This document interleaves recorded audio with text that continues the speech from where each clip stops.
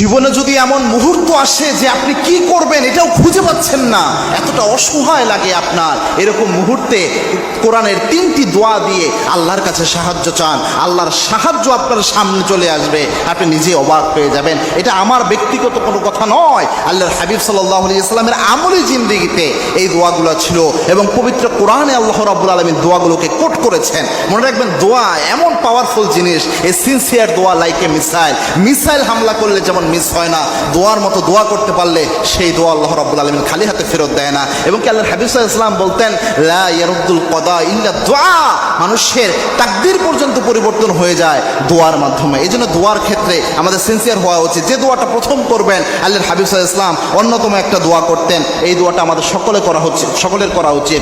আনাস রাদিয়াল্লাহু আনহু বলেন, ইবনে আব্বাস রাদিয়াল্লাহু আনহু বর্ণনা করেছেন, আল্লাহর হাবিব সাল্লাল্লাহু আলাইহি ওয়াসাল্লাম যখন পেরেশানিতে পড়ে যেতেন, যখন আল্লাহর হাবিব সাল্লাল্লাহু আলাইহি ওয়াসাল্লামের অনেক সময় একটু অসহায় লাগতো, একাকী লাগতো, পেরেশান হয়ে যেতেন যখন আমার নবী, তখন আল্লাহর হাবিব সাল্লাল্লাহু আলাইহি ওয়াসাল্লাম একটা দোয়া পড়ে আল্লাহর কাছে সাহায্য চাইতেন, আল্লাহকে বলতেন, ইয়া হাইয়ুন ইয়া কাইয়ুম বিরহমাতিকা আস্তাগীস।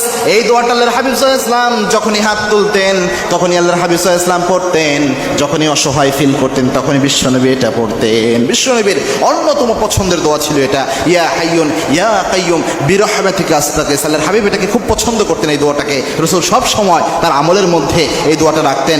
এবং কি আল্লাহর হাবিব সাল্লাল্লাহু আলাইহি ওয়াসাল্লাম আরেকটা দোয়া পড়তেন, আল্লাহুম্মা হদিনি ওয়া সাদ্দিদনি। এই দোয়াটা আল্লাহর হাবিব সাল্লাল্লাহু আলাইহি ওয়াসাল্লাম পড়তেন। এই দোয়াটা পড়ে আল্লাহর কাছে সাহায্য চাইতে পারেন। 3 নাম্বার হচ্ছে, পেরেশানিতে পড়েছেন, টেনশনে পড়েছেন, এই সময় আল্লাহর হাবিবের পছন্দের একটা দোয়া, যেই দোয়াটা সকাল সন্ধ্যা 7 বার পড়লে আপনার আর কোনো টেনশন করতে হবে না আপনার জীবন নিয়ে, আল্লাহ আপনার জিম্মাদারি নিয়ে নেবেন। এবং কি আল্লাহর হাবিব সাল্লাল্লাহু আলাইহি ওয়াসাল্লাম জানিয়েছেন, কোনো ব্যক্তি যদি 7 বার সকালে 7 বার সন্ধ্যায় পড়তে পারে, হাসবি আল্লাহু লা ইলাহা ইল্লা হুয়া আলাইহি তাওয়াক্কালতু ওয়া হুয়া রাব্বুল আরশিল আযীম, এই দোয়াটা পড়লে আল্লাহর হাবিব সাল্লাল্লাহু আলাইহি ওয়াসাল্লাম জানিয়েছেন ওই ব্যক্তির কোনো পেরেশানি নাই, টেনশন নাই।